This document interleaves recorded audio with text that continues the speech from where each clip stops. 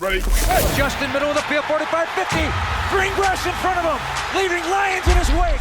I am Jeff Joniak. Blitz is on. Down he goes! Husker! What was it like playing for Coach Ditka?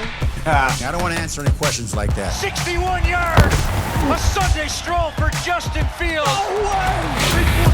And Now, Bears Etc. with the voices of the Chicago Bears, Jeff Joniak and Tom Thayer. Big Tom Thayer, Jeff Joniak with you from Hallis Hall, and we are opening a new chapter in our broadcasting history, Big Tom. This is my first go-around on our own podcast here with the Chicago Bears. It's called Bears Etc., our debut edition here from Hallis Hall, the first day of availability with head coach Matt Eberflus and general manager Ryan Poles. We'll hear from some players as well, and a exclusive interview with wide receiver DJ Moore coming up in the program. They tell us, Tom, we're supposed to just have fun with this. So are you ready to have some fun?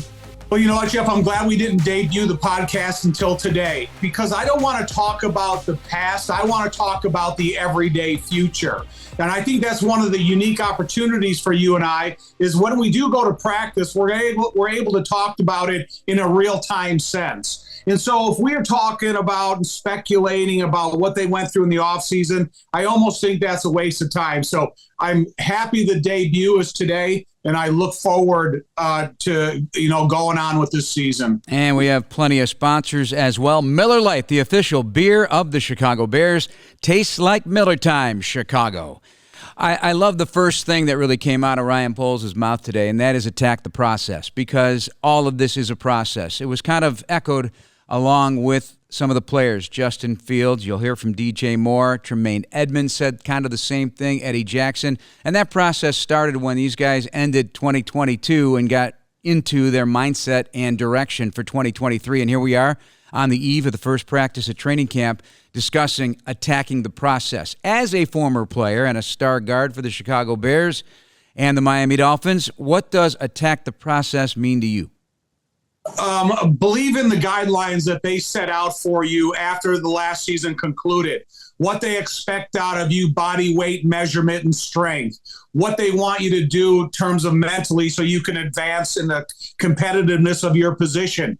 But it's got to be about everybody believing it. It can't be one of three guys are starting to believe in your message, and then all of a sudden you have kind of an unconnected commitment. Here, I think you have a connected commitment by every single guy in the locker room that's creating an opportunity for themselves. And so I like Ryan Poles' choice of words. But I think when you have everybody connected in the way that we're hearing, in the way that it seems where they are in the direction they need to go, it's important. You know what? I had a conversation with Matt Eberflus over the weekend, and one thing that really resonated with me, because you and I talk about this all the time, and we talked about it on our show Bears Weekly on Monday night, is that it is very difficult to guarantee when you bring players in, especially guys coming out of the draft. And the Bears are draft heavy right now. The last 2 years, we saw how many snaps they played last year, is finding 53 guys that love the game, not just the money that comes with it. And Matt Eberflus feels he's got a locker room of guys who love the game. So I asked him, I go, well, how do you know? He goes, you put on the tape. You put on the tape and you watch how they play. Is that pretty much the essence of it? I mean, you know, and I know that you love the game to this very second. So I would never have to worry about a Tom Thayer type of player. But when do you know? Well, you know, I think if you can match the commitment within the guys that you're looking eye to eye at in the locker room, because you know the alpha males in that locker room. If you can live up to their expectations of their work habits, their accomplishments, then you know that you're going to get better. But when you talk about commitment to the game and love of the game, it's a 12-month-a-year process. I see a guy that enjoys going into the weight room, is excited when he sees Pierre and Jimmy Arthur in the weight room, waiting for these guys to encourage him to get stronger, because I think that is contagious as what they do on the field. But I think when you get a group of guys that like and respect each other, they encourage each other to work harder and put more effort into their skills. And when Ryan Poles was talking about, he's really encouraged by the guys that went down and participated in some of the throwing events with Justin Fields. fields. That's a part of that 12-month process that's equally as important to anything they do during the season. All right, that cues up a great point in this broadcast right now to turn to wide receiver DJ Moore, who talked about that very thing, the connection with Justin Fields and more. Take a listen. You're helping us out here big time. This is the debut of the Bears Etc. podcast, first Bears podcast ever, and you're our first guest. So thank you, buddy. Man, thank you. That's a pleasure to be the first on there. Yes. Do you listen to podcasts? I do listen to podcasts. What is your flavor? What do you like? More like on YouTube, the podcast on YouTube, with all the different interviews and stuff. But sports related or no, other it could things? be anything sports, like music culture, even down to like lifestyle. Yeah. It's for an older guy. It's not something I've gotten into, but slowly but surely. So it is certainly a wave of the future, and there are so many things to learn about. Have you always been a huge sports fan, regardless of just playing football? Do you like all the sports? I haven't been a huge sports fan, but I do like all the sports. Like I like track, baseball. I don't really watch too much basketball, but I played it growing up. Follow soccer. I like sports, but I just don't want to do all of them. Yeah. You're rocking that White Sox red cap version with the white letters. Great old emblem. How'd you discover this lid? I had a few White Sox hats back in college, so when I needed new ones, I just got a red one back then, and I had to get a new one, so I got one like a few weeks ago. It looks good. I always like those, the old school. That was from the 60s and 70s. So why White Sox? Why? Yeah. I have no clue. For some reason, I always like Chicago, and I just like the Sox logo. So, but I do have a Cubs hat, and nice. I don't want to. No, you can't do that. No feathers around here, so I got both. No, you can't. The excitement around you, I know when we first met, the first day you walked in here, you kind of felt it already, not only from the building but the outside, and the longer you've been around. How would you characterize the excitement you feel about Bears football from just the people you've walked into and ran into over the course of your time? Oh, the fans, everybody, they're just ready for us to get on the field and put pads on and finally go live so they can be witness to something special that's going on here. Yeah, and so in the locker room, do you feel the same? Yes, everybody's excited in the locker room. I know we just got back, and everybody is so excited. It was talking to each other, hugging each other, and just ready to go. It was a play during one of the OTAs.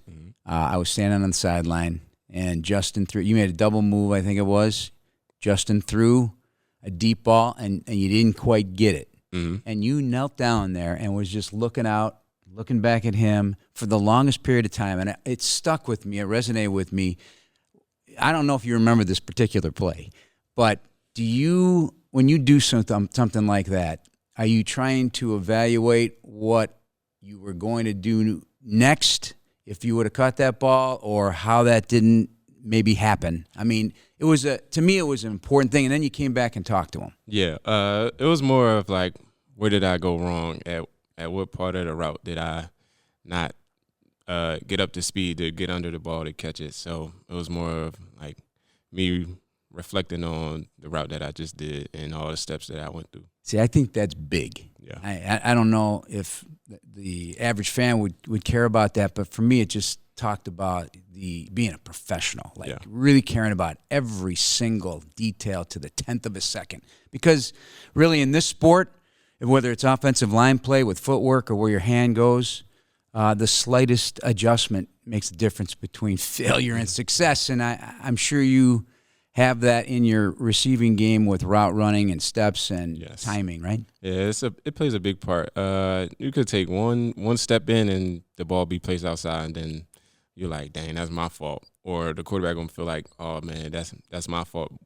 When in doubt, it's always probably like the receiver fault for doing something wrong like that. You know, we're in the era now, and I don't know if this happened back in the day. Things are different with OTAs now and what the old school guys did. But when your quarterback calls you up, say, hey, we're getting together, we're going to Fort Lauderdale for a week or whatever it was, and we're going to work out a little bit together.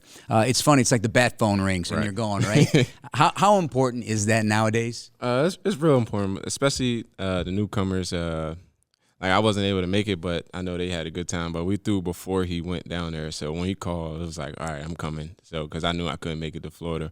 But doing stuff like that is very special, builds camaraderie and then builds relationships on top of that.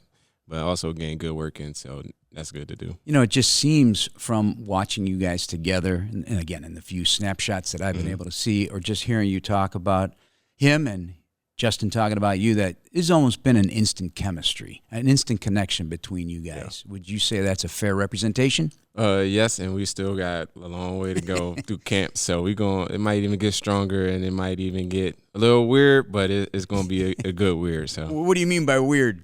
People going to think that we like in sync. Like, it's going to be crazy. But that's key. I mean, every great quarterback has had a great receiver with him, or a great tight end. And you guys grow together, and that's, just like NBA. When you watch NBA, you got to kind of have three guys, triplets thing, and then you build around it, and it just kind of takes off. That's the chemistry that helps everybody else. How do you continue to forge that? Constant communication, looking over the bad plays, even the good plays, but mainly the bad, to see where the miscommunication or misrep was, to better it. You feel like a new man coming here? I do feel like a new man. It lit another flame under my belt, so I'm ready. I'm thinking you don't need too many flames lit to get all jacked up. How would you assess the rest of the room? Because when a number one receiver comes in, everything gets slotted, and everybody's best attributes are on display. Do you think that's happening here, a domino effect for the rest of the room? I want to say so. We get Mooney back. I seen Chase. Chase was good during OTAs, so I'm excited to see Mooney. I seen EQ step up. Dante stepped up. Bayless is fast, so he's a blazer, and I'm ready to see what he does. And Tyler Scott's a blazer too. Yes, I'm waiting to see him unleash his speed. See who faster, him or Bayless. If you could send a message to Bears fans on this debut podcast about what 2023 could bring to this city and how this team is going to look week one, how would you kind of frame that a little bit for us? Ooh. Excitement, a spark. Yeah. Well, it takes one match to light a fire, buddy. Yes. Appreciate your time. Thank you so much. Hopefully I'll talk to you again on this podcast. Thank you. DJ Moore.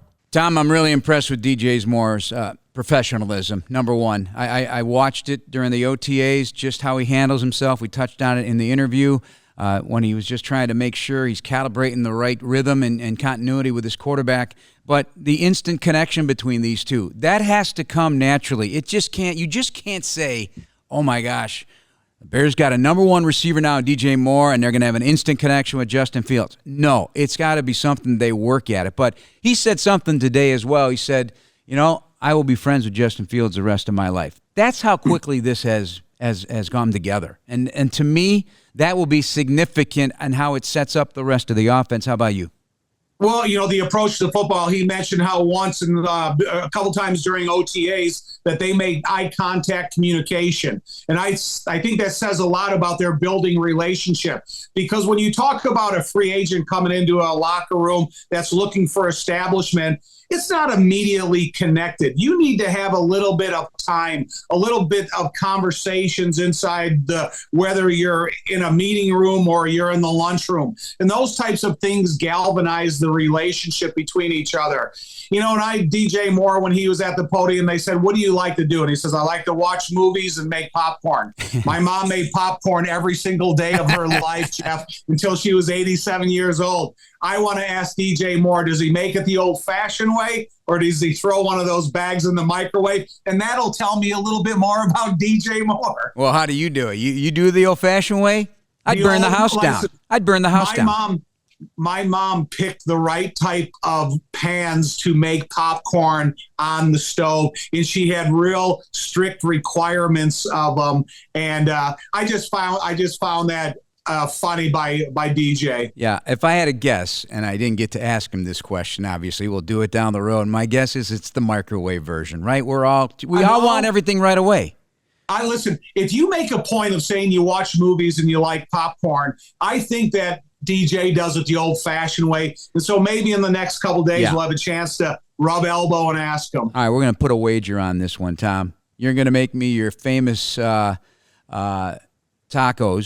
Yes. And then and if I lose, I'll make you gosh, what can I make you? No, Listen, I'm a good cook too, buddy.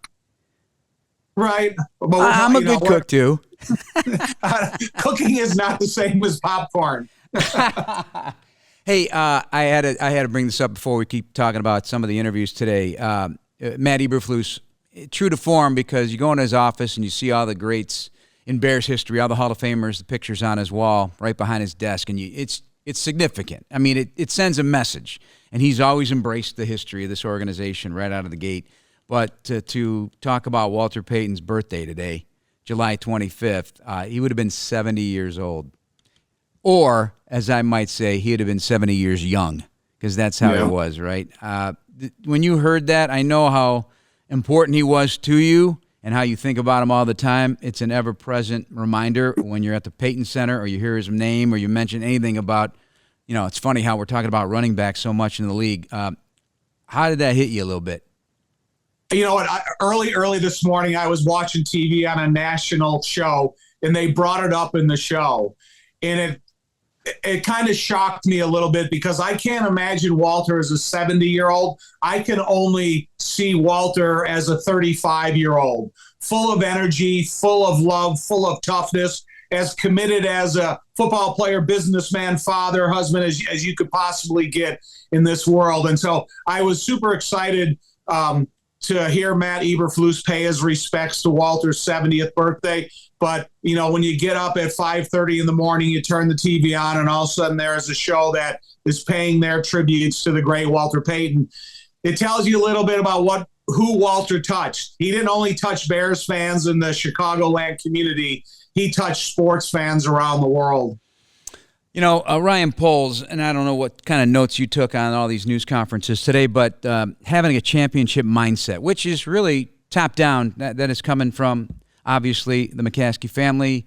It's coming from new president and CEO Kevin Warren, but Ryan talks about it all the time, a championship mindset. And we know Walter had a championship mindset. From the first time you met him in the huddle and you were like, oh my gosh, I'm in the huddle with Walter Payton. That's even before Walter became what he became. And then right behind you, we're on a Zoom call looking at each other right now.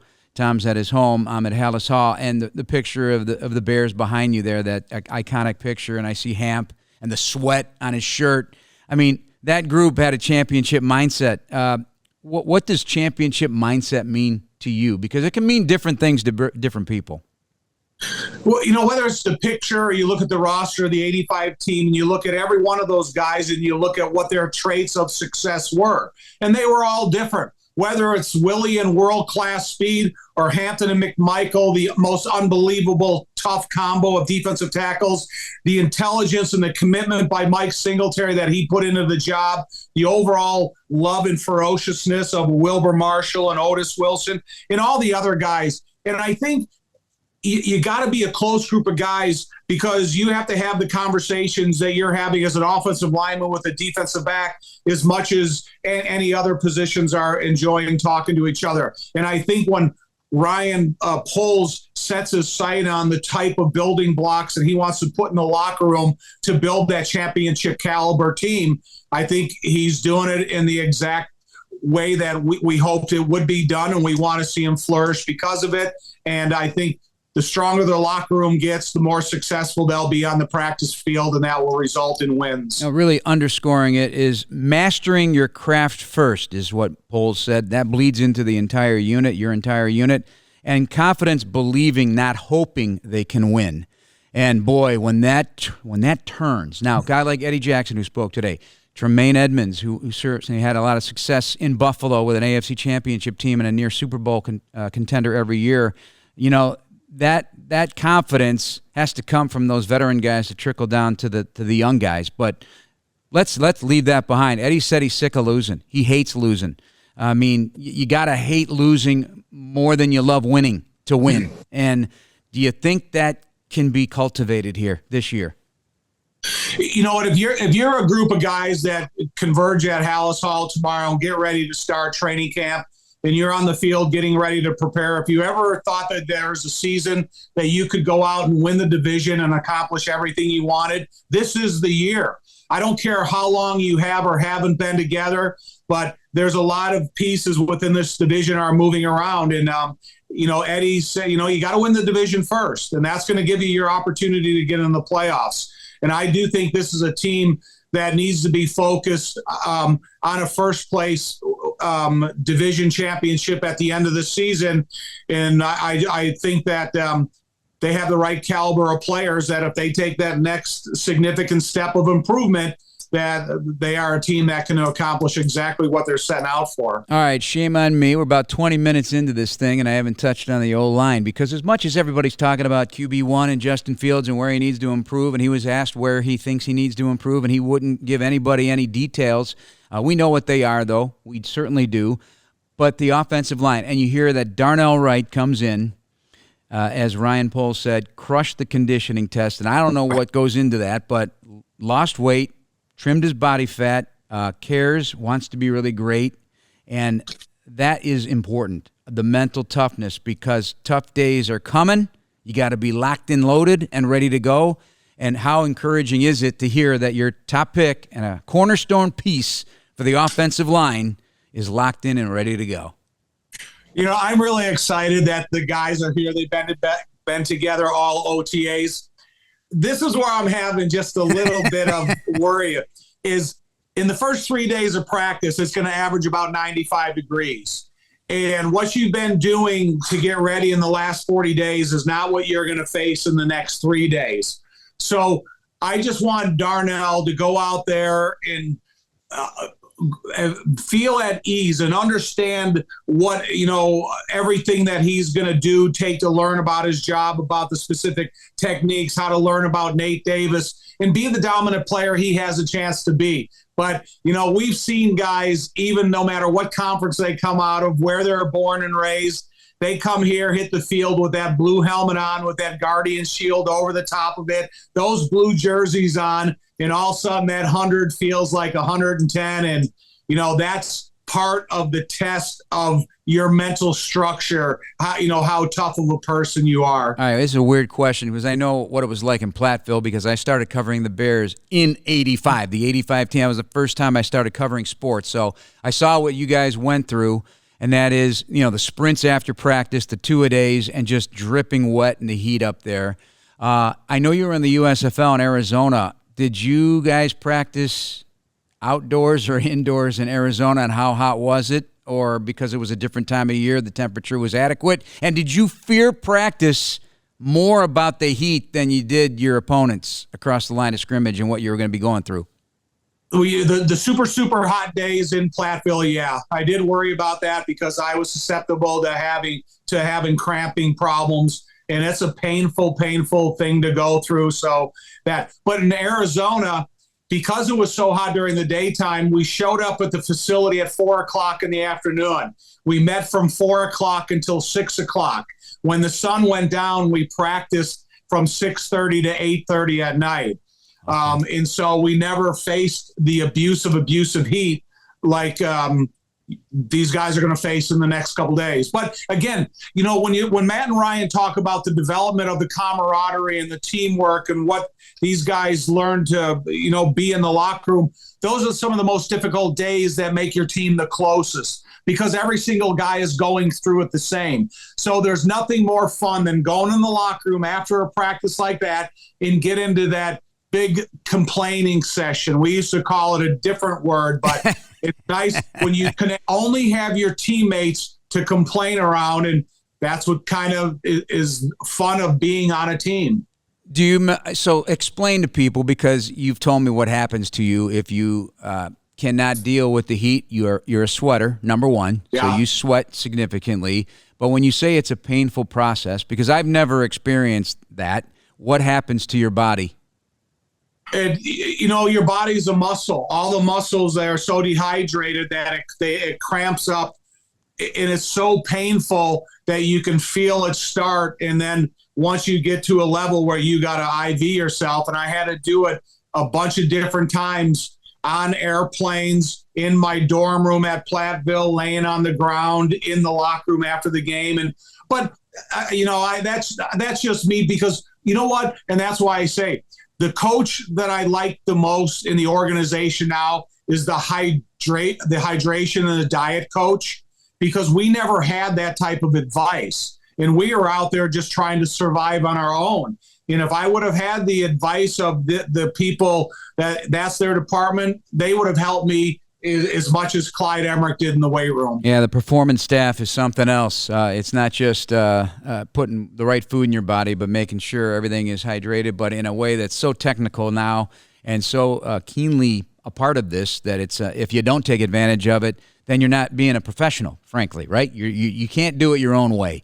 I just heard something, they were talking about it on ESPN 1000 here in Chicago, about DK Metcalf.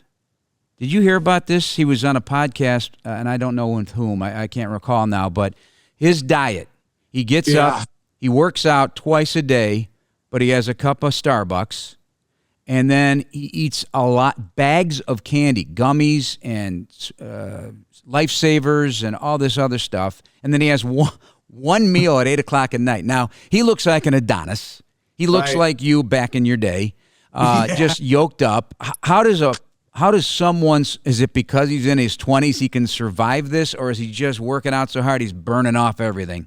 He's got a superior metabolism, and he's got the God gifts of having the physique that you are blessed with, but it takes a lot more than that to get to what he looks like. But when we didn't have access to food during the day, I would come to practice. I would drink coffee all day, and sometimes I never had my first meal until I left the facility. Matt Suey was a guy that always used to have a pocket full of hard candy, and that's what he ate during the day. Are you kidding me? No, that's crazy.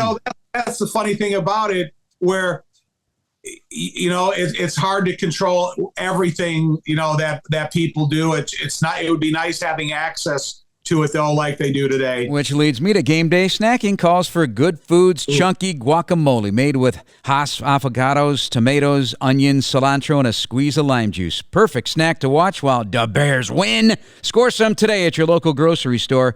Game day is Guac Day, and score huge savings on an impressive lineup of items with Jewel Osco for you. The handy app features hot digital deals on everything from premium produce and savory snacks to butcher fresh meat and more. Get additional details at jewelosco.com. This is Bears, etc. Tom Thayer, Jeff Joniak, our maiden voyage. We heard from DJ Moore earlier today. Hey, what do you want out of this podcast over the long term? We're going to come to you during the season twice a week. We're told we're supposed to have some fun here, and we're trying to do that, and then once a week in the off season. But it's an exciting time to roll out some of our thoughts, because we do a lot of homework. We do a lot of information that never makes the airwaves. So good storytelling time, and we'll have a few guests along the way as well. Well, I before every show, I want you to declare if you're in a good mood or a bad mood, because just how I want to let the audience know a little bit about Jeff Joniak, because as the season winds on, sometimes you're a little more sour than I am. So, which is saying a lot, because there's some sour in you as well, my friend. I want our audience to be able to appreciate, because I was looking forward to this podcast, because there are hours of conversations that we have that we never let the public to be a part of. And so we're going to let them in. We're going to let them into our lives. Is that what we're doing? This is it, man. Listen, there's going to be some sour moments during the season that you're going to have to talk me off the ledge, and I will, try to do the same for you. The fact of the matter is that we also want to win. And we have been a part of this now 27 years in some form or fashion together. This is the 27th year, 23rd for me as the play-by-play guy. And that roller coaster ride, it does impact you. I had a writer one time say, "Why do you care so much?" And you care because, there's nothing like it. I talked to a former player the other day. I'm not going to say who. And I said, when your team is in the mix and it's December, and it's already been a long grind. It's been a long season. But there's nothing really to play. It's not. You're not going to the playoffs. You got to find somewhere to continue to capture those moments in games, right, where you're charting the history of the game. That's what we're doing. We're doing it. We have to. You got to do what's in front of you. You got to play what's in front of you. But when you're playing for something, you're different and I'm different. You can tell when we walk into Soldier Field or any road game we go to, because we know that every single snap is going to matter in that game. And I've never been more in tune to a broadcast when every single snap matters in a game and there's something to play for. Agreed? But every minute during the week matters. Yeah. And that's the thing about it. You get up there on those media days and you see the house is packed with national media because the Bears are the story that everybody wants to cover. And when you get into that winning type of, that winning flow, every single day, you can't wait to get to the facility. You stay there a little bit longer. You're having longer conversations, maybe watching a little bit more tape, trying to do something different in the weight room. So winning is contagious to 7 days a week, and not just the 8 hours that we may go to Soldier Field with on game day. Everything else, the plane ride homes from away games after you win a big game. It's just a fun atmosphere to be in. And when we do come home, we fly United Airlines, official airlines of the Chicago Bears. All right, let's hit some key topics before we wrap things up here. Obviously, one of the hot-button discussion points for a variety of reasons is Chase Claypool. So he is ready to go. He will be on the practice field tomorrow. He's had extra time with the staff to get himself ready. He worked with Justin Fields for a time. Fields indicated that Claypool had a little cranky knee a little bit, but he's ready to go. And if he plays to his potential, that is a major, major bonus to the offense. With DJ Moore, Darnell Mooney, and all the other gang that they're going to get the ball to spread that ball around. How important is this in your mind for Chase Claypool to hit the ground running, develop that chemistry, and be an impact player? Last year when they brought Chase aboard, they kind of started thinking about the defenses they were going to face and how are they going to configure their coverage against Claypool, Darnell Mooney, and let's include Cole in there amongst the other guys. So now when you have a guy like DJ Moore along with Chase Claypool and Darnell and the tight end position they have, now you're going to get a kind of a better understanding of how the defensive team that you're facing is going to try to take away your receivers. So this how DJ now is always number one, and then you got 2 to 3 split up between Darnell and Clay because of the formation. You may have an advantage, not only a height advantage, a speed advantage, and an experience advantage with Chase that you could take advantage of. And then if they say, we need to get a little bit more effort focused on Chase Claypool, is that going to open opportunities for DJ Moore, Darnell in the tight end position? So I just think it has a real overall effect, not only with Justin reading the coverages, how they're going to play coverages, and then where is going to open up your best opportunity against either a mismatch or a better route to the coverage. Couple of new additions on the Bears roster, and we expect to see that throughout training camp. Buddy Johnson, a linebacker from the Pittsburgh Steelers, a 4'5", 40 guy, Tom, at linebacker. He's a run and chase linebacker. And wide receiver Isaiah Ford, he's been, I think, on 4 or 5 different clubs. 4'6", 40 guy. He's got some size to him. But this is it. Here at Hallis Hall, when you go to training camp, on days when they're not practicing or while they're practicing. They may be practicing on fields 3 and 4, but on fields 1 and 2, they're working out guys. And guys are going out to the practice field, and they're seeing guys that could take one of their roster spots. It's the weirdest thing I've ever seen, but it happens every year. Jeff, the last year I went to the Miami Dolphins, I went down there on a Wednesday, and I went off on a side field with 3 other guys they brought in, and we went through some drills to see who they were going to pick. And I knew the guys that I was going against that I was better than. And so here we are, we're practicing over here. You can see the whole offensive team looking over at us, like who were we, what positions did we play? It was an awkward scenario, but it's everything, it's everything you live for. Darnell Mooney coming off his first injury in his career, and it can be a lonely road for guys. But he worked with Eddie Jackson. Eddie Jackson said they motivated each other. Jack Sanborn as well. All 3 will be cleared and ready to practice. Excited about seeing that. But you never really were injured until you injured your back, but you didn't miss games. How hard would have that been for you to go through an injury that you had to have an entire offseason to reload and try to get yourself back again? Because there's going to be good days and there's going to be bad days in the rehab. Yeah, the older you get, the more precious your weight room time is, because you got to stay strong. You have to challenge yourself. You got to be able to make sure that you're competitive on the strength side of it. But when you're rehabbing from an injury like I was doing from a back injury, there's approaches to it, and it takes a long period of time. When Darnell Mooney went back on the field after the Texans game and brought that jugs machine and was catching balls after a game, that tells me all I need to know about Darnell Mooney. He's as committed a guy as you can possibly get on a football team, and I would want him in my locker room. So him recovering from an injury doesn't surprise me. I know he's going to be 100%, and he's just the type of, that's the type of commitment to the game of football that he's made. And lastly, I want to touch on Tremaine Edmunds to wrap up our first podcast, Bears Etc. podcast with Tom Thayer and Jeff Joniak. I love his attitude. He became an instant leader here. He says he's a natural-born leader, and there is still a lot of room to grow in his game. This is year 6 for this 25-year-old. It's strange how the numbers add up, but he says he feels great mentally. He's in a good place and trying to improve on everything and making deposits in those buckets to be the leader that he knows he can be. A guy coming into a new locker room, though, had to try to feel it out a little bit. And to his credit, he did that as well, leaning on guys like Eddie Jackson and guys who have been here, because there not been a lot of guys that have been here for a while. So it is a fresh start for everybody. What's your takeaway on Tremaine Edmunds at middle linebacker? Is the saying talk softly and carry a big stick, or walk softly and carry a big stick? You can do both. He's a soft-spoken guy, but I think when you see him out there in no pads and then you see him out there in pads, you're going to get an understanding of how big of a linebacker this is. And then you're going to be impressed with his running skills, his ability to get in pass coverage or support the line of scrimmage.